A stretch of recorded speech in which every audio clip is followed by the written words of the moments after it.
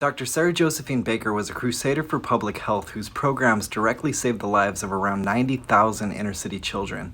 She got a job with the newly formed New York Department of Public Health at the beginning of the 1900s, and she immediately got to work trying to lower the mortality rate in the Hell's Kitchen neighborhood, which was home to thousands of immigrants. Every week, around 4,500 people, including 1,500 children, were dying there.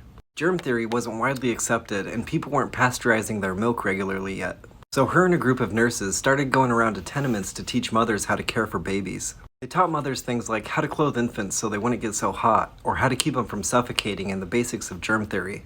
They insisted on frequent bathing and showed them how to properly ventilate their homes. She became known as Dr. Joe and wore masculine tailored suits and joked that her colleagues forgot that she was a woman. They set up baby health stations where mothers could get pasteurized milk and could weigh and check in on their babies. On top of all that, they set up a program called the Little Mothers League where they would teach 12 to 16-year-olds how to take care of their children while their parents were away at work. Tons of babies around then were contracting gonorrhea at birth, and it was causing them to go blind. The common way to prevent it was to drop a little bit of silver nitrate into their eyes. But a lot of the time, the doses were contaminated or they were too concentrated and would end up doing more harm than good. Dr. Joe created a new container for silver nitrate made of beeswax, which is antibacterial. They could be kept at a known concentration level in those containers. With that, blindness decreased from 300 babies a year to 3 a year. By 1911, the infant mortality rate in the city had dropped 40%. That's actually insane. She also successfully tracked down Typhoid Mary twice, who was responsible for infecting between 51 and 122 people with typhoid fever.